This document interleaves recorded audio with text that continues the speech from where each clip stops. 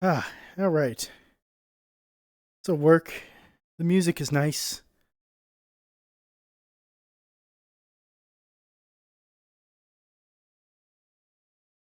Should I even piping the audio? No, I'm not.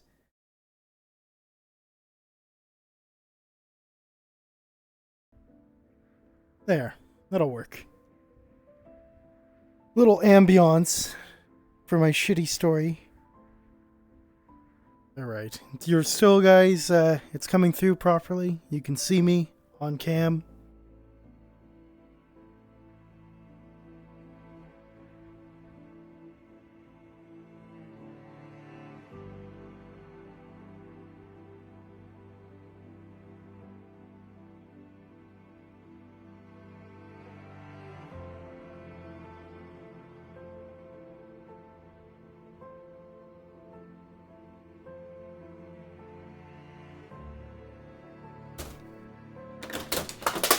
Well, shit. I just knocked something over. Ah, boy. Sometimes things don't go right. Don't go quite as planned. Though I guess that's going to be the theme of this.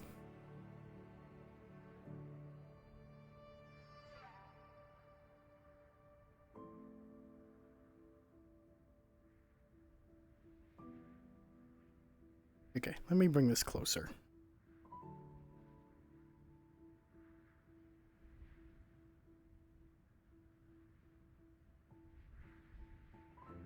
There. I don't know. We'll get the skybox in there more, because it looks pretty, and I like it, and it makes me happy.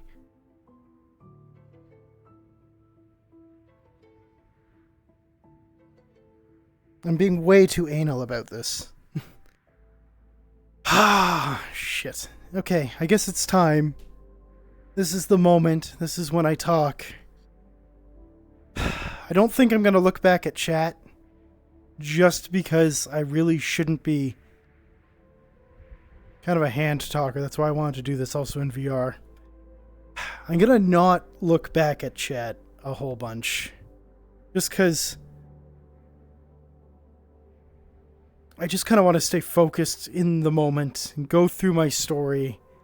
This is how I became a streamer. This is kind of how my life has been going so far. And I guess it's not the best story, but a lot of you will probably be able to empathize with that.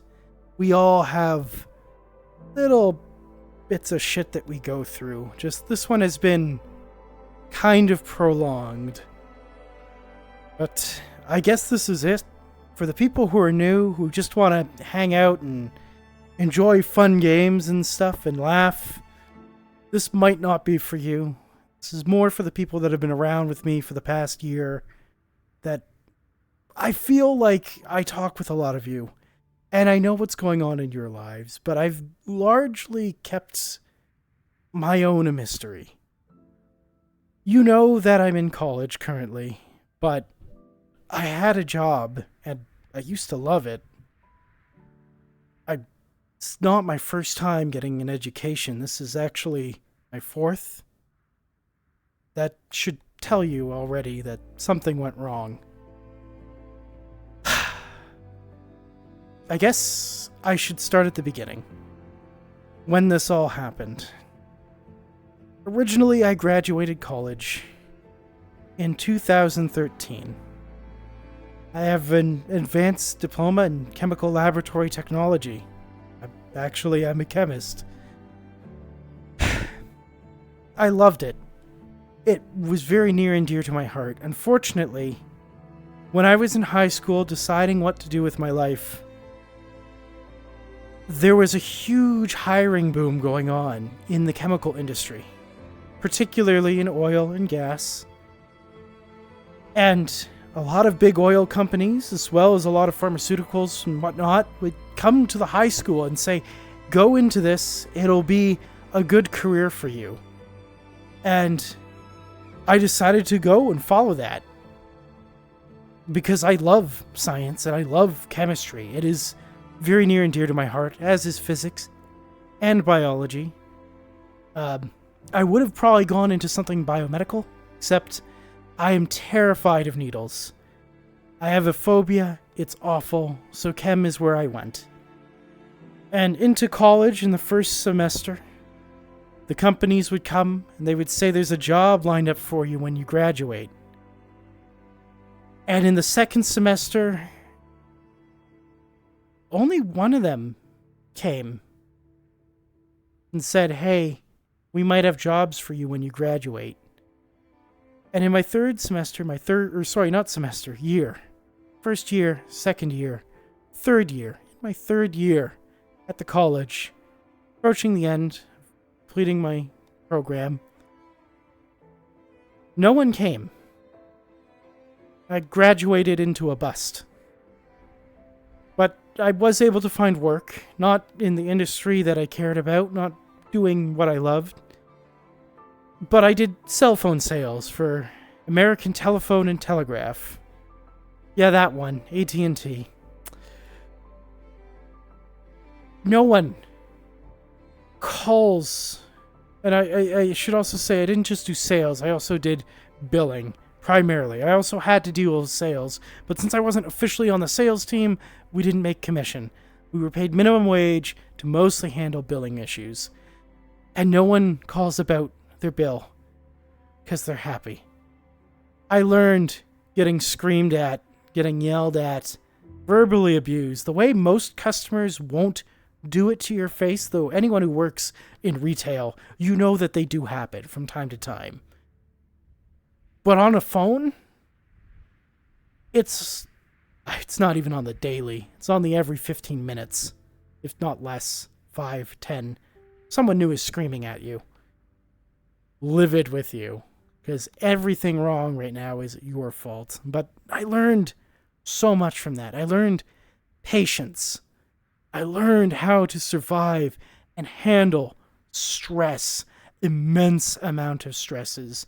And eventually I got recognized for my skills with that, and I got onto the tech support team. And let me tell you, you get pissed off people for tech support too, but it's better because you're there to help someone with their problem. You're not there to be yelled at because they have a problem, almost all the time. So tech support was wonderful. Again, I got recognized for my skills. In less than a year, I was in AT&T Tier 3 back office. There's 40 of us in the entire planet on that team. And our job was to fix the weirdest of the weirdest things that would break for that company. And let me tell you, shit broke weird. Remember when Yahoo got hacked? I was at the forefront of that with the security team, dealing with that. Just AT&T used Yahoo emails. I helped create an actual solution for one of their security flaws that was being exploited. I also helped develop a solution to fix an issue preventing phone plans from activating with AT&T. Fortunately, it took effort that would require one team doing the work of another that was protected by another union, so that one never saw the light of day. And I guess that was kind of my first introduction to how shitty a company could be. Even though you can solve something for people, to prevent it, to save them, and this would interfere with 911 calls, which was broken, because nothing should be interfering with that, and that's actually in basically our technical requirements. If your phone's not working, at least 911 should, and this would fail. So, I don't know. People's lives, not so valuable. Eventually, I got fed up with that, and I left. I went back to school for the second time to study medical laboratory technology, to learn how to take people's blood, and in the course of that program, I also had to get my own blood drawn. Not pleasant, my biggest fear, but I try to push my boundaries, to improve myself, to be better, to do more. This was one of the worst things in my life, but it was also one of the greatest. It was terrifying every time we had to go into a lab, and they said, we need samples, because samples were our own blood, because we would use them in a future lab for experimentation. We would pick ourselves, or rather, we would pick our classmates, literally, with needles, draw each other's blood, use it for practice, use it for experimentation. That's how we learned in that program. It was incredible, and it was horrifying all at once, because if you don't like getting a needle in your arm, you're definitely not going to like getting an IV put in. And if you don't like that, you're especially going to have an apprehension for someone who has never handled a needle before, sticking a piece of metal into your veins to take your blood. But I did it. I put up with it. I learned self-control. I learned restraint. And I did the best I could. Unfortunately, I've got carpal tunnel. And I have tendonitis in my right hand and on 2 fingers on my left. But my hand has the tremors. I have the shakes sometimes. And it's nerve damage beyond my control.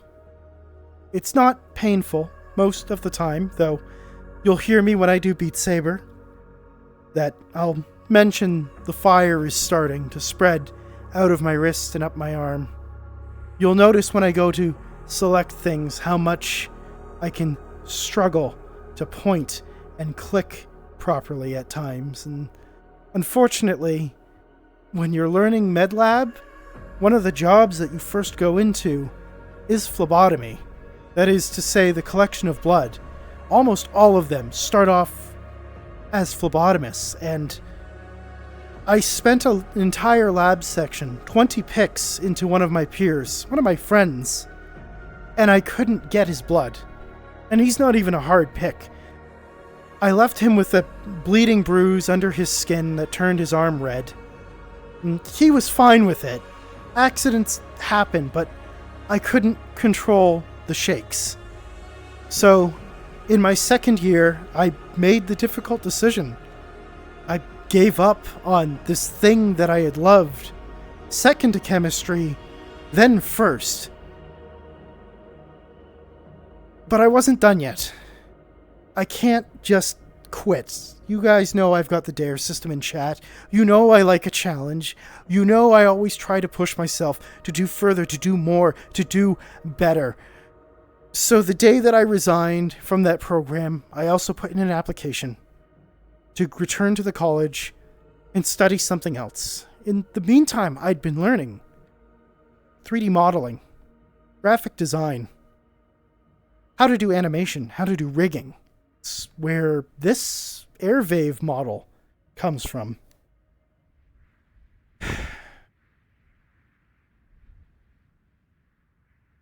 I've been toying around with this for a while.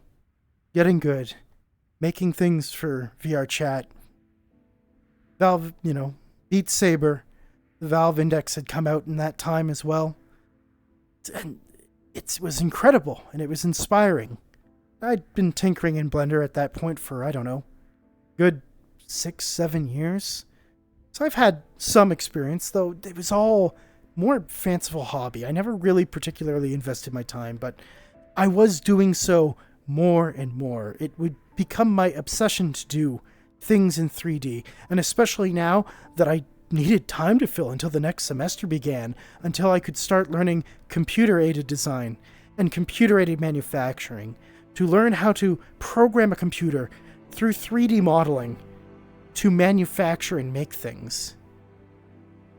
That's what I did. I got good at Blender, and I also got good at using things like Siemens NX. Have fun with that one.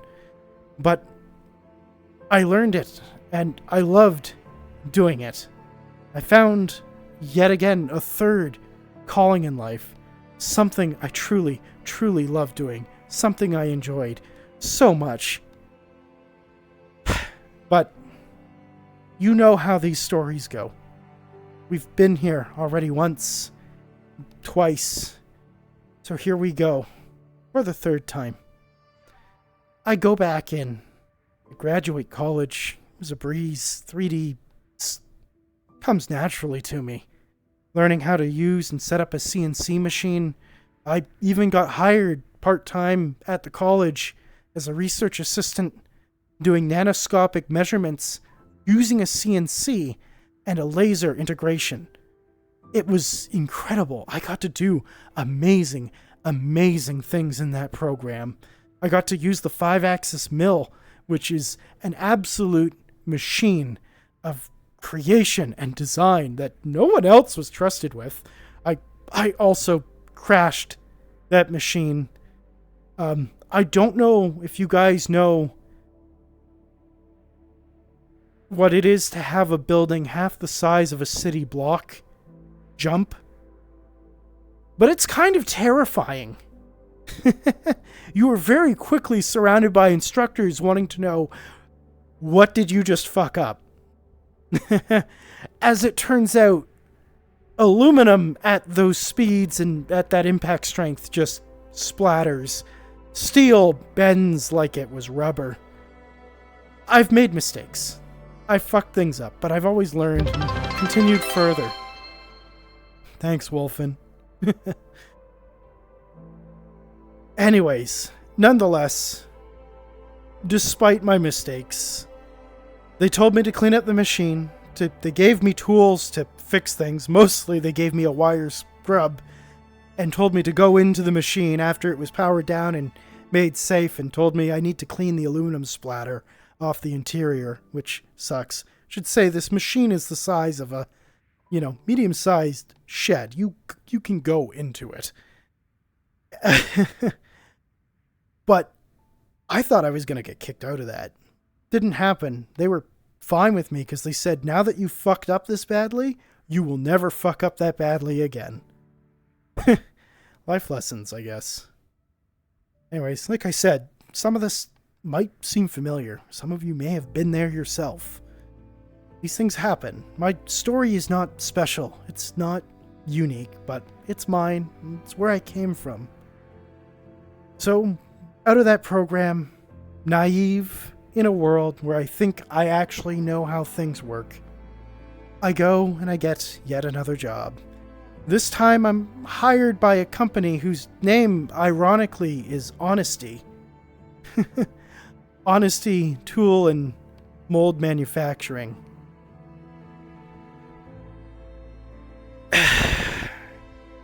I loved it there. It was amazing. They paid you really, really well. I was going to be slated on as a CNC operator, but I asked them if they had any jobs open in engineering. I showed them the things that I had done, the work that I had done as a research assistant at the college. I showed them some of the things I'd actually CNC and machined, ironically, as an excuse to not do CNC machining, but to do actual engineering work. So they hired me on as an engineering designer.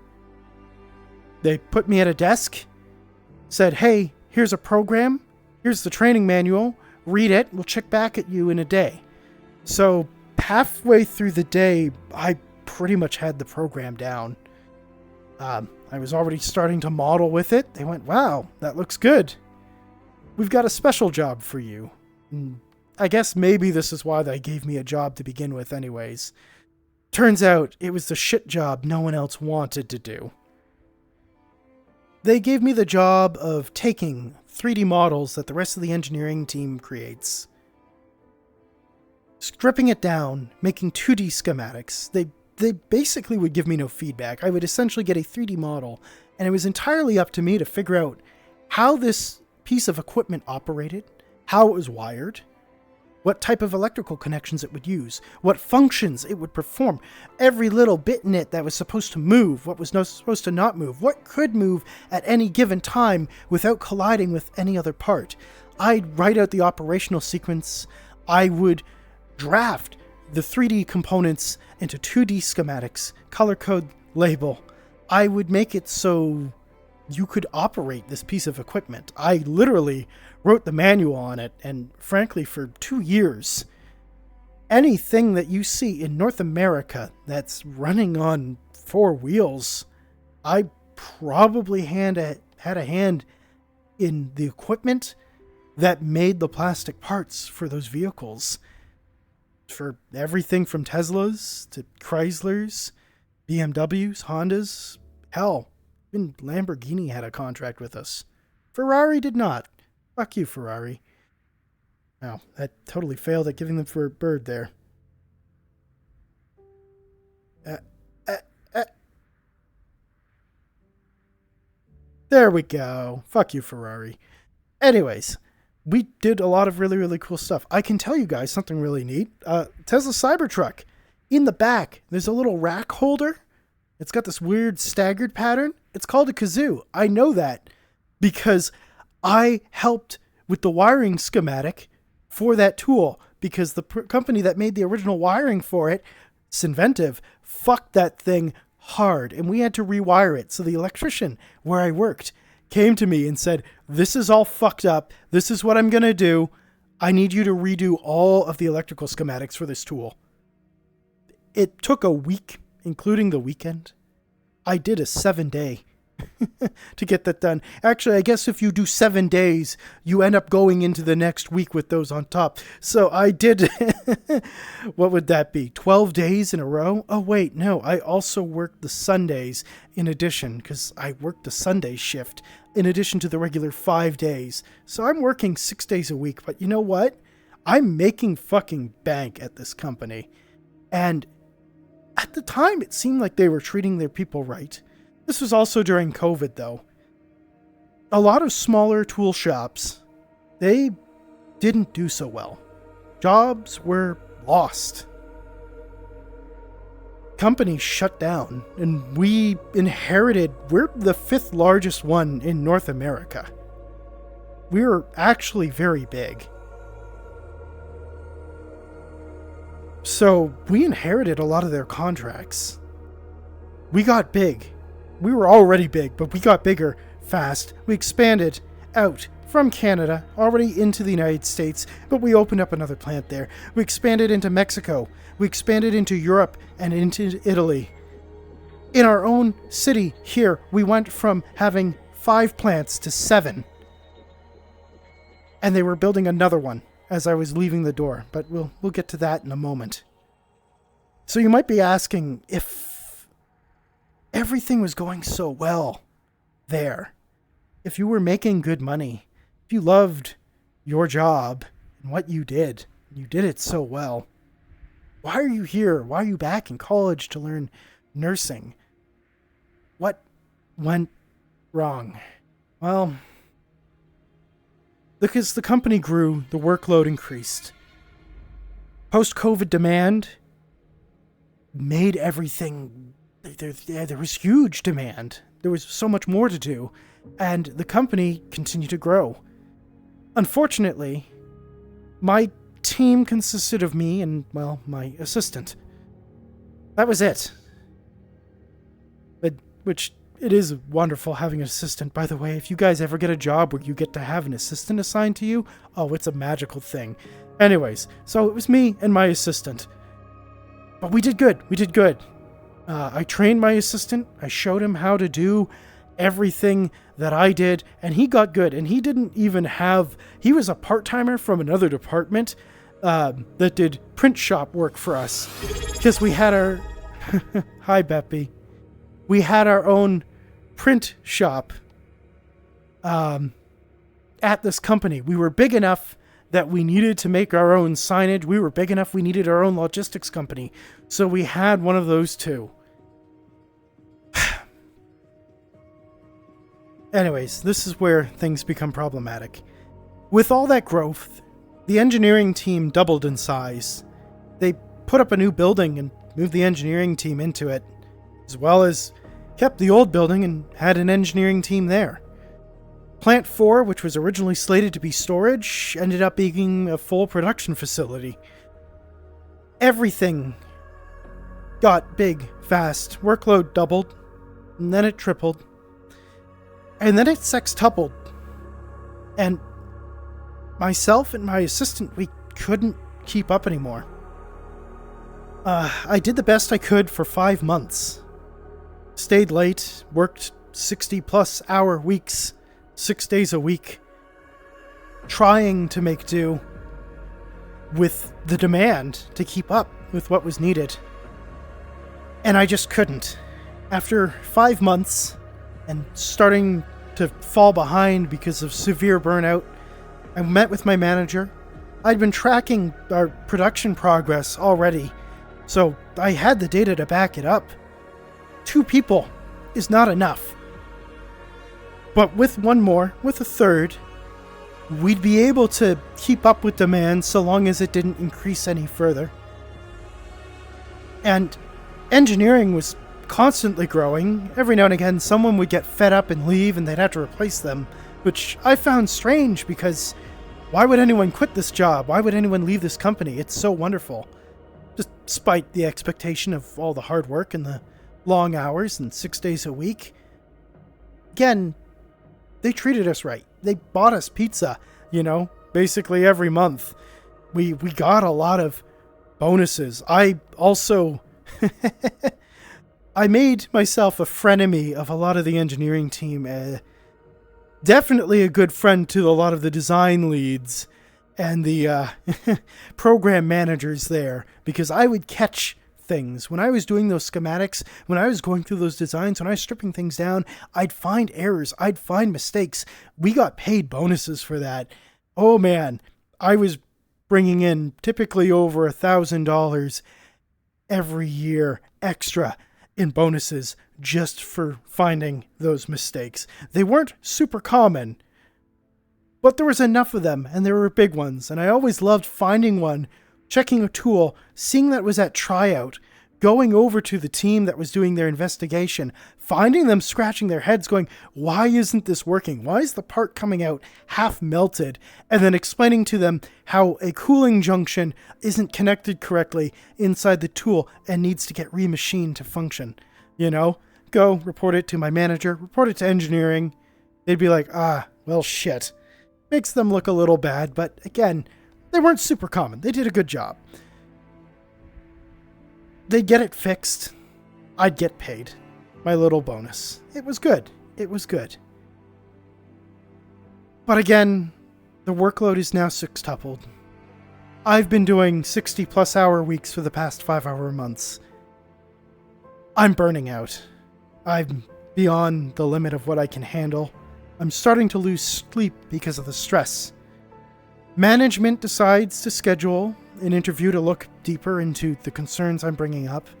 1 month later. All right. I need to deal with this for 6 months. At this point, though, I'm starting to slow down, and now we're starting to really fall behind. I was ahead of the workflow long enough that we've got a safety gap. 1 month, we'll eat into that, but we'll be good. We'll be good. We'll still be about a week ahead of production. It's tight, and frankly, when I joined, we were 2 weeks behind before I was there. They were doing my predecessor, who did not stay particularly long there, was doing every single job by hand. I'd look things up, I'd do my research, I'd find out what the customer wanted, I would speak to the program manager to read it to the customer. Anything that was left unsaid, I would get the details of. And then once I knew exactly what was needed for any particular client, I made a list of what they wanted, how they did it. I'd include schematics, examples, diagrams, whatever was needed. A lot of them used the same electrical wiring again and again and again. So I just made programs that would just call up what I needed, copy, paste, done, boom. Form fillable documents, things that you could literally just put in a few details, it would fill the rest for you. I sped things up quite a bit. I had 3 raises in 12 months at that job. I'm pretty impressed with that. It was good. I'm getting sidetracked with the things that went well, so on to the things that didn't. 6 times the workload, 60 plus hours a week, having only 1 day off a week. It gets to you. It's hard. It's difficult.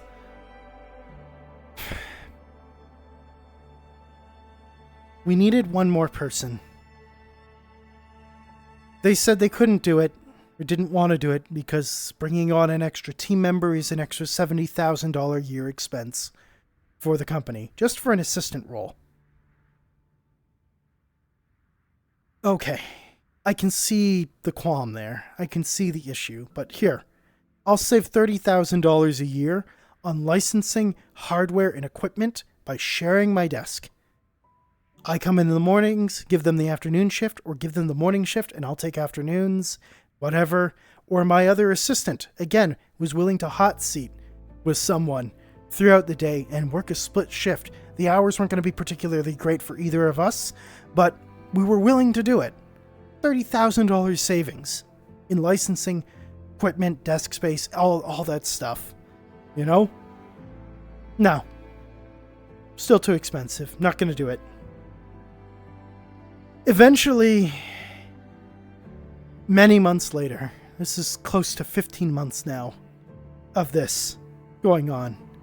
That 5 months burnout turned into 6, turned into 15, with me hoping eventually they'd come to their senses when we really fell behind. At this point, we're about a month and a half behind, maybe 2. It's hard to say, but this is where problems are starting to occur. I've been sending emails to my team lead, to the head of engineering, to the program leaders, every single week, showing as we fall further and further behind, and also as the workload had continued to increase and increase and increase, and eventually the workload plateaued, but our ability to keep up with it also did as well. Burnout is a bitch. We couldn't match it. We needed another person. They didn't want to do it. Eventually, they come up with a scheme, a brilliant idea. Why don't you just save some time by faking data? Now, when they wanted me to fake data, the data specifically they wanted me to fake was the weighing, which slows down the production team a little bit because they have to take time to move, 90,000 pounds of steel from its assembly area across a shop to a weigh scale, take its weight, and then move it out of the way, move something else in, usually using multiple cranes, and you have to do transfers between the cranes. You need to have space in between where nothing else is going on in the shop while this is going on the assembly line. It's a bit of a headache. So why not kill 2 birds with 1 stone? I get a little bit of a time boost. They don't. They do as well. Everything improves. Unfortunately, one of the big issues that was going on was sometimes my predecessor would fake data, or sometimes the people actually doing assembly on the tools that they were really behind, they would guesstimate how much their tooling would weigh, and they would report that. And they had an issue with my predecessor, particularly our logistics company, giving fake weights on a tool. I don't know if you know anything about how border security works, but if a truck is going across the border between Canada and the US, particularly into the US, and you say you have 50,000 pounds in your trailer of tooling, and they pull that truck onto a scale, and there's an extra 40,000 pounds unaccounted for, there's a problem. No one is having a good day at that point. Our logistics company, and therefore us, since we are our own logistics company, we owned one in-house, would get fined. The stuff we were shipping, all of its paperwork's invalid, had to go back, had to get reweighed, cause a clog up, in our logistics hall, because I would have to come back in, get reweighed, and go back out with the proper paperwork. Border security would be extra scrutinous, again, which would usually delay the second shipment of that truck, if not other trucks we run to the States, which delays delivery to our customers, which makes them unhappy. This was a problem. Not to mention, we had accidents in the shop. One of them happened right next to me, about, 5 feet away. A weight was being lifted. They didn't know what the appropriate weight of the tool was when they were lifting it. They put eye bolts in it that weren't rated for the capacity that they were trying to lift. The eye bolt snapped, and about 50,000, 60,000 pounds of steel went swinging. No one got hit. No one got hurt. It did snap off the crane hitch, though. Landed in the ground. That's another building about the size of a city block that jumped that day. I had ringing in my ears for half an hour after that. It's scary. That much mass, that much steel swinging, it'll kill someone. No one would ever be standing under one of these tools. That's basic safety procedure. But everyone forgets that when it's on a crane and it's got 4 points of contact, 3 points of contact, 2 points of contact in some cases, when one of those breaks, it moves. And it moves a fair bit. You know? 90,000 pounds of steel swinging into somebody a yard away, that person is dead. It's just how it is. They wanted me to fake that data. I had to enter that in on the safety details. For our customers, the weights, they wanted me to guesstimate. Now, there was a process for it. Engineering had a system in order to figure out what the weights were. However, the system had a flaw, and I was warned about this by logistics early on, not to do this. And I've seen it because I tested it myself. 20 to 30% out of range. Typically under were the estimates. If we're estimating over, I wouldn't be concerned. I wouldn't give a shit. You know, it might cause a little bit of a hiccup if someone has to get an extra heavy crane to lift something that isn't quite that heavy, but everyone would be safe. But 20%, 30% less, that can move something into a lower weight category for the equipment that you're trying to use. That could kill somebody. The plant around the corner from where I worked had an accident. Actually, I read the end of the investigation. Actually just finished a few weeks ago, and I was reading about it. An employee was killed because someone decided to not pay attention to safety. They activated a machine without doing a proper check to make sure no one was in the vicinity. And a man died. I was doing that job when that happened. The people where I work and the people at the other company down the road, they're friends. They talk. I knew within an hour someone just got killed because people weren't being safe. I know it sounds silly. It sounds like something you have one of those corporate training modules, you know, that you do online, the little PowerPoint you click through and be like, this is unsafe, don't do this. And you think, well, yeah, no one would be stupid enough to do those kind of things. Or what are the odds that those things would even happen? But then someone dies. And you realize how important it is. So when engineering came to me and said, we've got this great idea, it's going to solve all your problems, you can save a few, minutes of time on every job by falsifying data, reporting that to customs, reporting that to our customers. Also, they did something weird. Normally when I'd receive instructions, they'd send me an email. They never did that with this. My manager came and told me in person, I never got this instruction in writing. So I would just say no. I don't have an order to do this. It's unethical. It's a problem for logistics. It's a problem for health and safety. We're going to be lying to our customers, which if they ever find out, is going to be a headache for the program managers that deal directly with the customers. We're going to incur legal fines. And then there's no order telling me to do this that's going to lead back to me. It'll be my fuck up. I'm not doing it. So I continued to not doing it. They continued to throw more scrutiny on me for falling behind on my work. Put on the pressure more and more. Eventually they said, you're incompetent and you need a supervisor. So they brought in this supervisor and, oh boy, he had no fucking clue. He didn't know what he was doing. He didn't understand the electrics.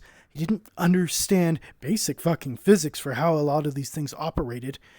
My assistant, who still also worked the print shop because I needed to print out a lot of these details on safety labels, including, lo and behold, the fucking weight of the tooling. All right? I got to draw up some really weird, interesting hazard symbols that never existed before in order to warn people about how some of these tools could mangle you. It was kind of cool.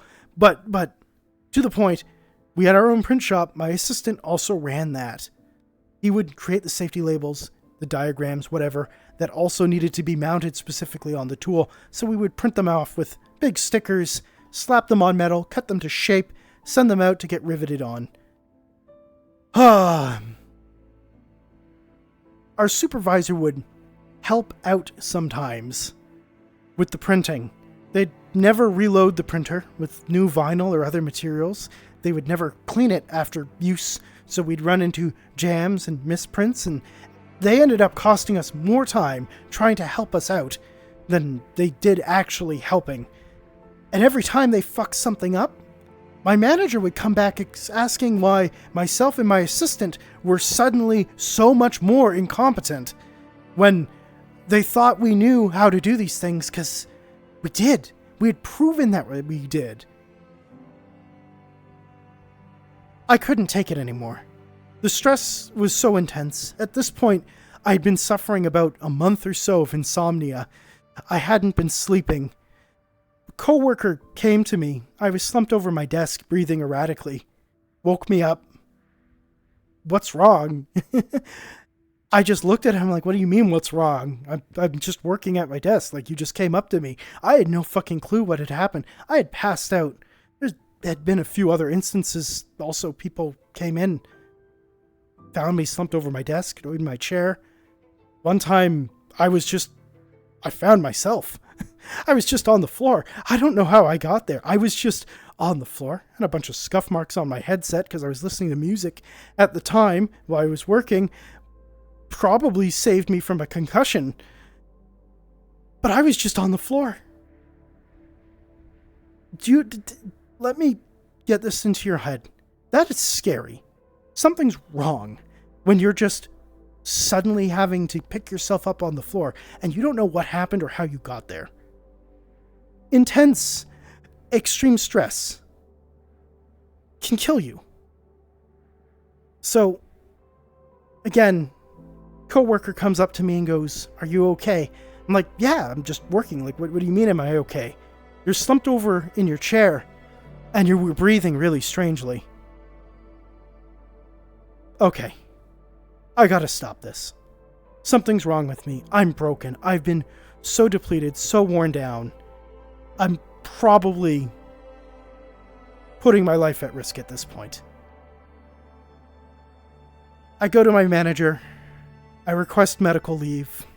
They grant it. They honestly wanted me out of the way because I was blocking a lot of the shit they were trying to do.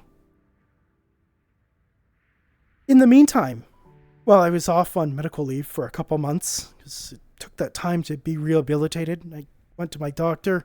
I got put on anti-seizure meds that basically would control, alt, delete, and shut down my brain if I started to have an episode, which itself is extremely unpleasant.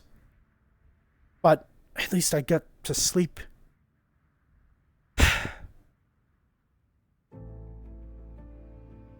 My assistant. We'd have this charity where, for one of the custodians, her mother was in hospice care and passed away, and the hospice that helped her, they did a really good job. So our company had this charity that we would donate to this particular hospice center for people who were going through their end of life. My assistant got ordered up by one of the custodians to make printouts for this. Now, we'd been doing this annually already. It's nothing new. Our managers knew about it. Hell, our managers, the management team, would ask us sometimes to print out stuff for personal use, and they said, you know, so long as it's someone knows to ask, it's okay to do it. You know, just don't do it on company time and use scrap materials. Fair enough. Fair enough. So we would do little personal prints. You wanted a poster of your favorite rock band or something and you knew to come to ask us?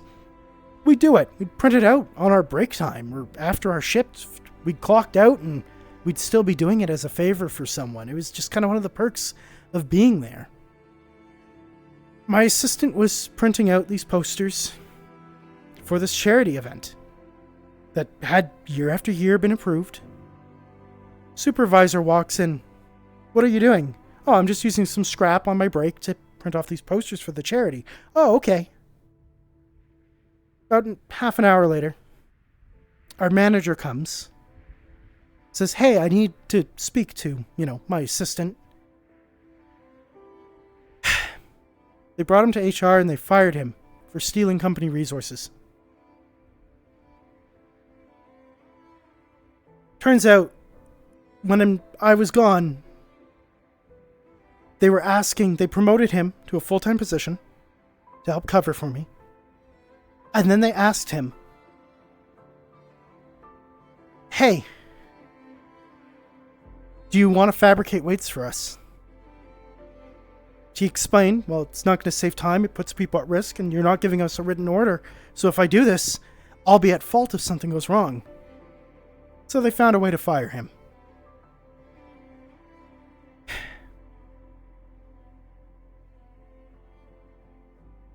I hold myself responsible.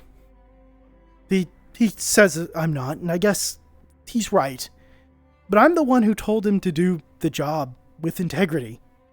I told him why we do the things we do, the importance of not falsifying or just doing something because engineering sometimes has this disconnect with what everybody else is doing in the company. I was in a position where I was in the middle, between engineering, between manufacturing, between assembly, between logistics, and between the project leads that deal with the customers. So I saw more than anyone typically did from so many different teams at that company. And I explained to him how things would go wrong if he did what they said. It cost him his job.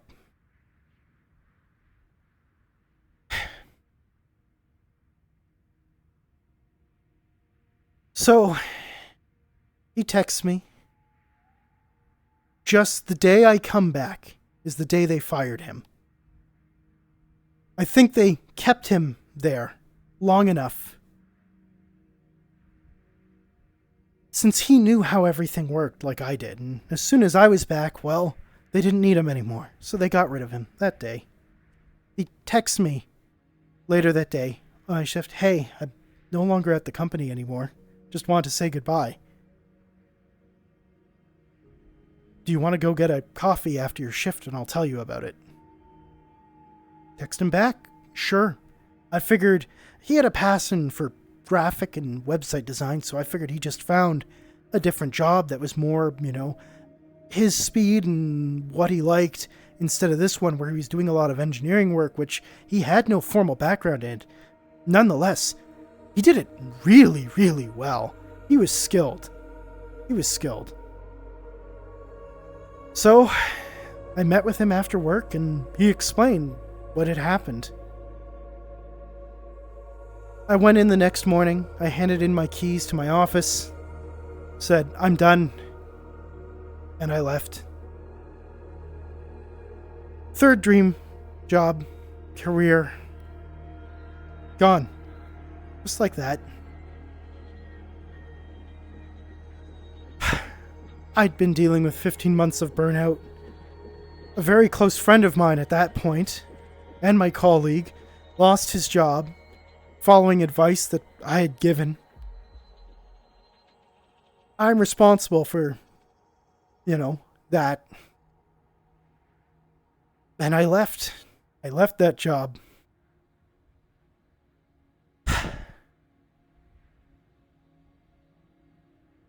I heard from my friend, through a custodian that was still in friends with him, after the events, that they went through about 2 or 3 different replacements after we were gone because no one could figure out how to do shit. Very stressful still. I don't know if they eventually did fix it, but we stopped getting reports after that, so frankly, that's honesty's concern. Honest tool and mold my fucking ass. How do you name your company that and then ask someone to lie? Anyways, I gave up. I left. I quit. For the first time in my life, despite everything I've been through, the same hardships that I guess most people go through from time to time. Like I said, my story's not unique or special. It's just my own. I couldn't pick myself up again. I couldn't find what to do, where to go. My life sometimes was directionless, but then you just find a direction, and I couldn't.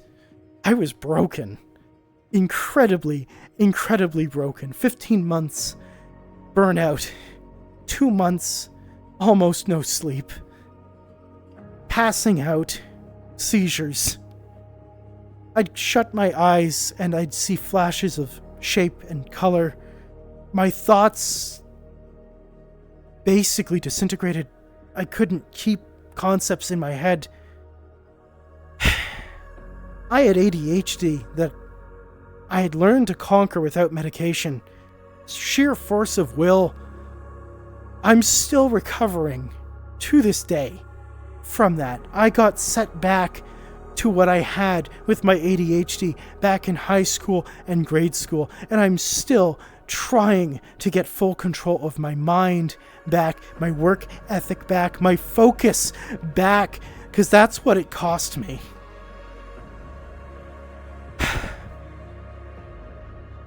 I needed something to do with my life, because I didn't have much of a life at that point.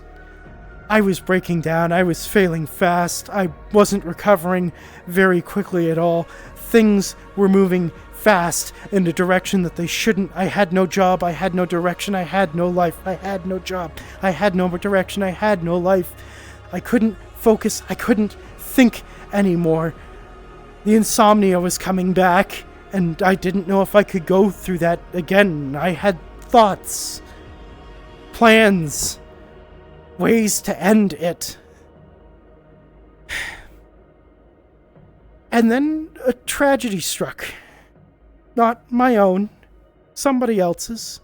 Someone I kind of knew, but not really that well. It's kind of weird to say that, but it was another streamer. They died. They went to sleep in 2023. And they just never woke up. It was a shock for, their community, their friends. I knew him. I had met him a few times. I enjoyed him. He's a good guy. Didn't deserve to just end like that. And weirdly enough, as I was failing and falling apart and contemplating my own destruction, I realized something. How fucked is it that I'm here in so much pain, in so much sorrow, that if I ended, how pathetic that would be. If I ended myself, how much more pathetic would that have been? Here's someone who had a good life, who had friends, who had things actually going well for them, and they just lost it all in a blink. No sign, no warning, just gone. Absent. A hole for everyone that knew them, for their friends, and I had friends that are actually in common, and I felt their pain at this person's loss. They lost everything. And I still had a life. I was still alive. I still had something, and I was broken? What is that? How can you do that in the face of an event like that? Of realizing that in a moment, it could all be gone for someone. How pathetic could it be for yourself to just fall apart like that? How disrespectful is it to that person that's no longer there to lose everything? For their friends and family to lose someone like that. And here I am, wallowing in my own pity because of a job that went a little shitty. I decided to do something. I decided I'd give myself a direction. I applied to college to give myself something to do.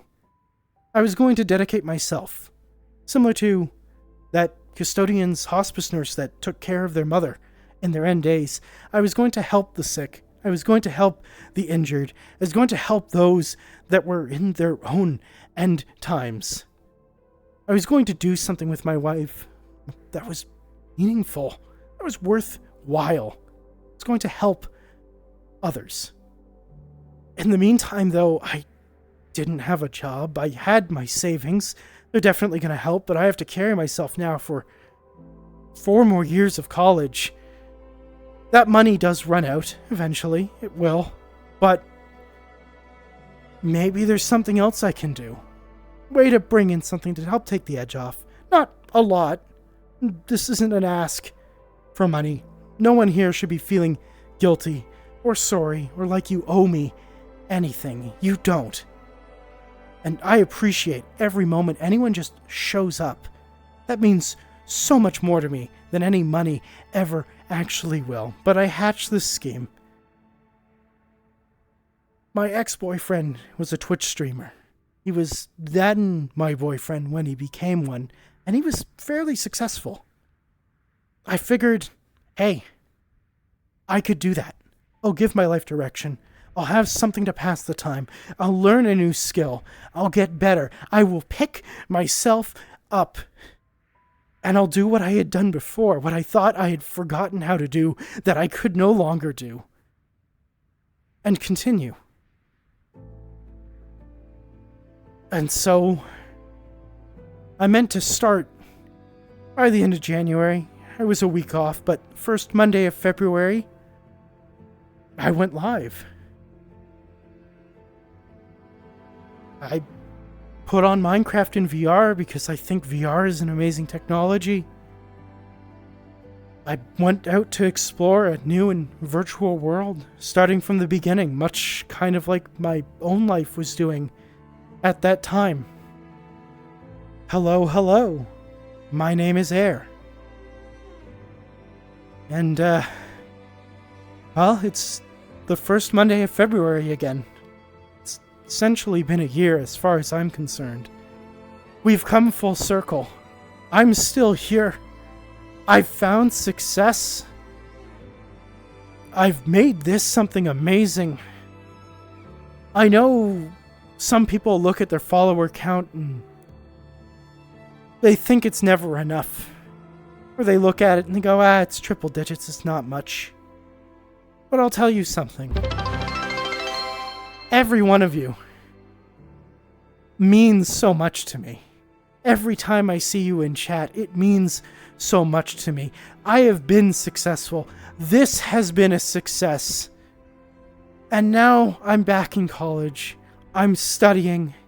Every time you sub, every time you donate bits, you save me cents, you take the tax off the coffee I drink. Hell, you buy me coffee. Hell, I've had enough that you guys have bought me lunch, and that's got me through some days, and that's helped extend my existing savings. And even if you didn't do that, just showing up, it means so much. I'm here, and despite the tragedies of others that have gotten me here, I couldn't be more thankful. So, that's it. That's my story. That's where I come from. I guess I could have shared this sooner, earlier. There's a few people in my community that I've grown particularly close to. A small handful, and I let them know. So they've known my story. But I didn't want to build this channel, this stream, this community, our friendship. And I feel that's genuine to say that I'm friends with a lot of you now. I didn't want to build that on pity or sorrow or pain. Even though that's where I'm coming from, it's not my foundation.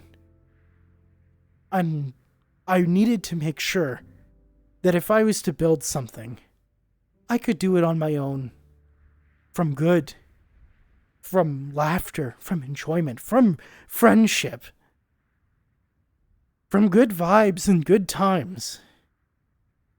And I think we've done that.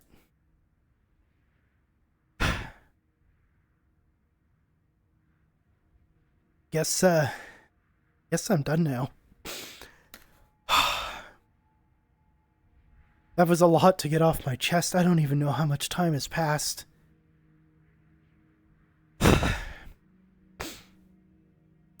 Oh my god. I feel lighter now, but it's a lot of weight to drop on you guys, so I don't know how many have stuck around. I don't know how many of you cared to hear that. It's honestly not really that important. But it is where I come from. It's why I'm here. It's something I felt you guys were entitled to know.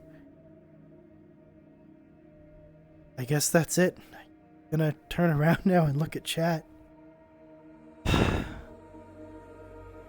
Oh man.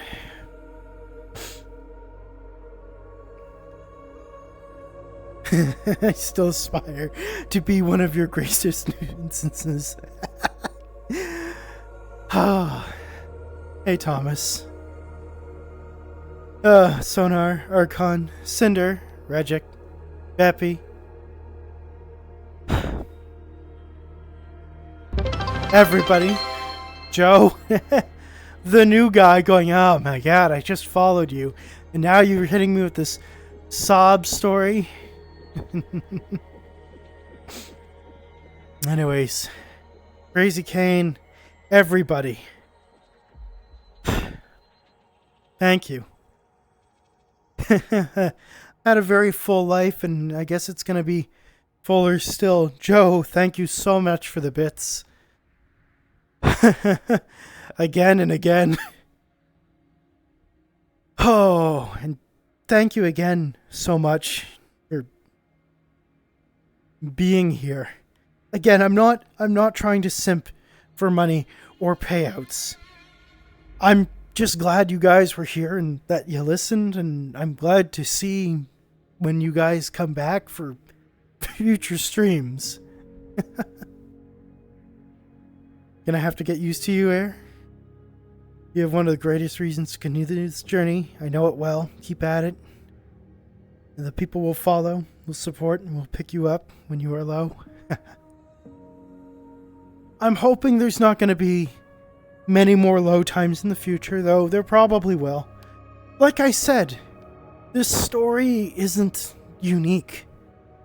Each one of you, I'm sure, has gone through some part of this, or maybe all of this. Maybe some of you have New Game Plus'd what I've been through. And man, if you have, my condolences, but also my respect. Anyways, it's 9:30 at night for me. I've got 2 exams coming up this week I need to go study for. I've got things I need to get doing. Part of picking yourself up again and going for it and continuing with your life is that you find yourself pretty busy a lot. So I need to get back to work. But again, thank you so much. Man, normally I would raid out at this point, but it feels a little awkward at this point, especially if the big question is, hey, what were you doing on your stream? Oh, I was telling my sad backstory. So, we're gonna stop it here. I'll let you guys go on to go watch other people that you like, that make you happy, and I really, really hope that you go on from here happy, that you go on from here and have fun tonight, because sometimes you can't always. Take advantage of it and have good vibes. This is Air, signing off.